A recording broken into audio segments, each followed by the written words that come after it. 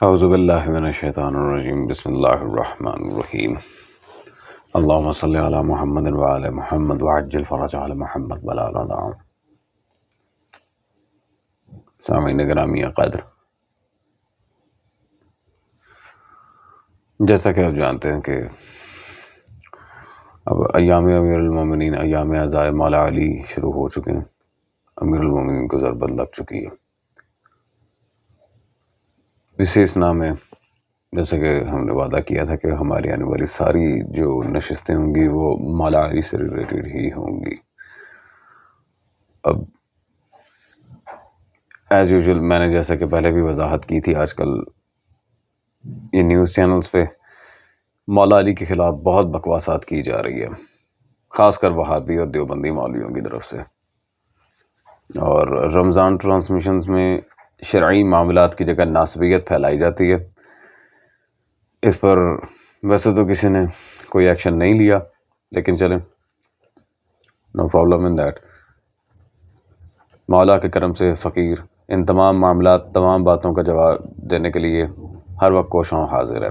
چلتے ہیں مولویوں کی ویڈیوز کی طرف اور یہ دیکھتے ہیں کہ اب مولا علی پہ ان لوگوں نے کیا بے ڈھنگا قسم کا الزام لگایا. سیدہ فاطمہ الزہرا رضی اللہ تعالیٰ عنہ دوپہر کے وقت اللہ کے رسول اس وقت آپ کے گھر میں تشریف لائے اور دیکھا کہ سیدنا علی المرتضیٰ گھر میں موجود نہیں ہیں. آپ نے پوچھا فاطمہ علی نظر نہیں آ رہے؟ عرض کی یا رسول اللہ بس مجھ سے کسی بات پہ خفا ہوئے، وہ گھر سے باہر چلے گئے. تو آپ نے حضرت فاطمہ سے ایک لفظ نہیں پوچھا کہ وہ کیا بات تھی، کس بات پہ خفا ہوئے، کیوں خفا ہوئے، بات شروع کس نے کی تھی، قصور تیرا تھا یا اس، ایک بات نہیں پوچھی. فوراً بلال سے کہا دیکھو باہر مسجد میں دیکھ کر آئے تو جی وہاں لیٹے ہوئے تھے.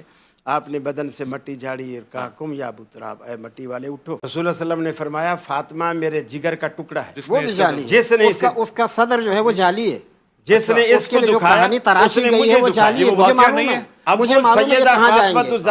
سیدہ فاطمہ وہ بھی جعلی ہے، اس کا کوئی وہ سب حقیقت جعلی نہیں ہے، صرف ماتم حقیقی ہے، باقی سب جعلی. یہ جعلی ہے، یہ جعلی بات ہے. آپ دیکھیں اہل حدیث ہیں.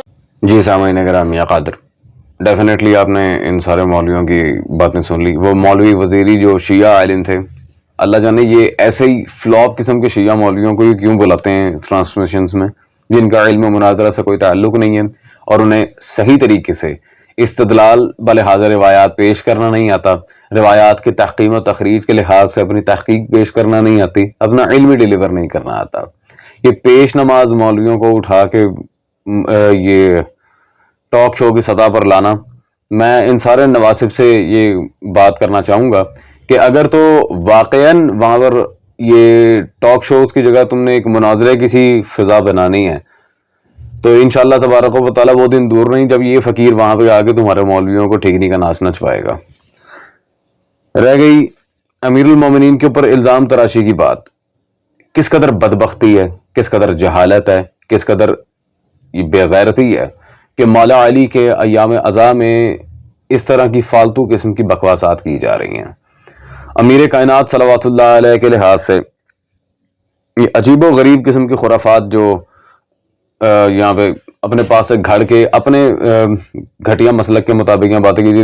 مولوی خلیل، میں تمہیں آخری دفعہ وارن کر رہا ہوں، خلیل الرحمان، اصل میں تو تم خلیل الشیطان ہو، لیکن تمہیں آخری دفعہ وارن کر رہا ہوں.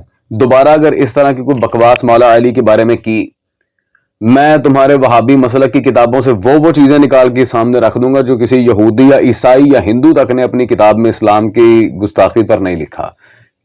سب سے بڑے گستاخ تو تم ہو، پرلے درجے کے گستاخ رسول و خدا و اہل بیت تم ہو، حقیقی گستاخ صحابہ تم ہو. اب یہ مولا علی کے بارے میں جو جھگڑا ہوا، پھر وہ مسجد گئے، پھر وہ جی کم یا ابو تراب، تو پتہ نہیں کیا کیا عجیب و غریب قسم کی باتیں. ان سب کا مصدر کیا ہے جی؟ بخاری. پہلی بات تو یہ کہ صحیح بخاری شیعوں پر حجت ہے ہی نہیں، بخاری شیعوں پہ حجت ہے ہی نہیں، تو اس کی روایتیں اٹھا کے ہمارے اوپر کیوں چسپاں کرتے ہو بار بار؟ خیر کیا کیا جا سکتا ہے. سامعین گرامی قدر، آئیں ذرا بخاری کی ایک حیثیت آپ کو دکھاؤں. یہاں پہ یہ نہ بات کرتے تو میں نہ جاتا اس طرف. یہ وہابی عالم ابو محمد عزیر یونس سلفی المدنی، اس کی کتاب سیاستہ میرے ہاتھ میں موجود ہے، انہوں نے لکھی سیاستہ پہ تھی.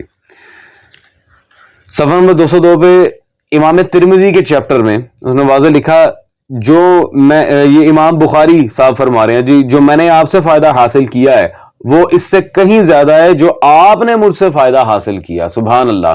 یہ بخاری ترمذی کو کہہ رہے ہیں کہ اتنا فائدہ آپ نے مجھ سے حاصل نہیں کیا جتنا میں نے آپ سے کیا. یہ تو آپ کے بخاری صاحب کی اوقات ہے. حالانکہ ترمذی کی کئی احادیث موضوع تک ہے سندن, ترمذی میں موضوع حدیث بھی موجود ہیں, اور بخاری اس سے کہہ رہا ہے کہ جتنا فائدہ میں نے آپ سے اٹھایا ہے آپ نے کم ہی اٹھایا ہے. سبحان اللہ. یہ ان کے بخاری صاحب کی اوقات ہے. سامعین گرامی قادر, میں مجبور ہوں خدا کی قسم, میں ایسی بات نہیں کرنا چاہ رہا تھا.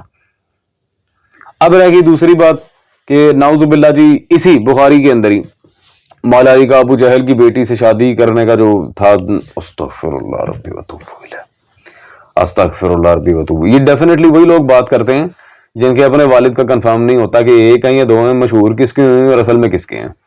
لا حول ولا قوت الا باللہ. چلیں عزیزان, وہ جو یہ شیعہ عالم علامہ وزیری صاحب کے پتہ نہیں کیا نام ہے حضرت کا, انہوں نے کہا تھا کہ یہ روایت جعلی ہے. بالکل جعلی ہے, من گھڑت ہے, یہ پروپیگنڈا ہے امیر المومنین کے دشمنوں کا. اور میں ابھی اسے ثابت بھی کیے دیتا ہوں انہی کے گھر سے. یہ میرے ہاتھ میں کتاب موجود ہے, تیسیر الباری شرح صحیح بخاری, نواب وحید الزمان حیدرآبادی شارح بخاری.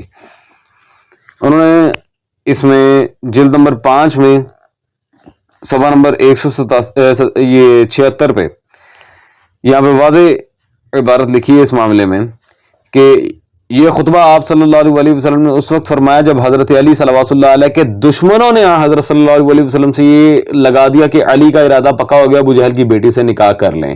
اس خطبے کے بعد حضرت علی نے فوراً وہ پیغام ترک کر دیا. کس نے؟ مولا علی کے دشمنوں نے.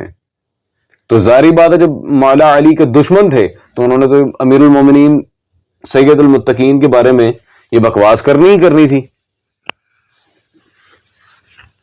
سامعین گرامی قادر, تو سمجھ آئی آپ کو سازش؟ یہ میں نہیں کہہ رہا, آپ کے گھر کے وہابی شارحین بخاری کہہ رہے ہیں. ابھی تو اور بھی بہت ساری عبارتیں ہیں اس بکواس کے رد پہ, بہت ساری. سامعین گرامی قادر, بات یہاں چل رہی تھی انہی معاملات پر, تو قاری خلیل کو پھر مروڑ اٹھنا شروع ہو گیا پیٹ میں, اور وہ جی سب کچھ جعلی ہے, بس ماتم حقیقی ہے. اچھا, ماتم سے آگ لگی ہوئی ہے, امیر المومنین کا ماتم ہو, سلطان کربلا کا ہو, مادر حسنین کا ہو صلوات اللہ علیہ مجمعین, اسی سے آگ لگی ہوئی ہے نا. بیٹے تیری کھرک لائیے. یہ میرے ہاتھ میں اس وقت کتاب موجود ہے جی, ان کے امام العصر وہابیوں کے بہت بڑا عالم, اور ان کا مناظرے سے امام العصر کہتے ہیں, محمد ابراہیم میر سیالکوٹی. اس کی کتاب تاریخ اہل حدیث. تاریخ اہل حدیث میں ابراہیم میر نے صفحہ نمبر 61 پہ حضرت عثمان کی شہادت کا جہاں چیپٹر رکھا ہے, واضح لکھتا ہے کہ مفسدوں کے گھر گھی کے چراغ جلے اور مخلصوں کے گھر گھر ماتم پڑ گیا. آپ کے اپنے وابی مولوی حضرت عثمان کے ماتم کو لکھ رہے ہیں. حضرت یہ ہم نہیں کہہ رہے, آپ کے امام العصر ابراہیم سیالکوٹی صاحب. ٹھیک ہے جی, سامعین گرامی قادر. اور چلیں یہ تو ہے بہت بڑا عالم ابراہیم میر سیالکوٹی, لیکن پھر بھی ہم فی الحال ابراہیم کو چھوڑتے ہیں اس معاملے میں. وہابیوں کے سب سے بڑے امام ثناء اللہ امرتسری, ان کی سیرت پہ یہ کتاب میرے ہاتھ میں موجود ہے لکھی ہوئی, سیرت ثنائی. آئیں ذرا, اس میں سیرت ثنائی میں صفحہ نمبر 481 481 پہ باب کیا باندھا ہوا ہے؟ عالمگیر ماتم. یہ ثناء اللہ امرتسری کی وفات پہ عالمگیر ماتم. وابیوں نے اتنا زیادہ ماتم کیا اپنے اس امام کے مرنے پہ. سامعین گرامی قادر, میں کہتا ہوں ڈوب کے مرنے کا مقام نہیں ہے یہاں ناسبیوں اور وہابیوں کے لیے. تم وابی مولویوں کا ماتم کر سکتے ہو, ہم مولا علی کا نہیں کر سکتے. دیٹس آل عزیزان, جو سمجھدار ہیں وہ سمجھ جائیں گے. خدا حافظ.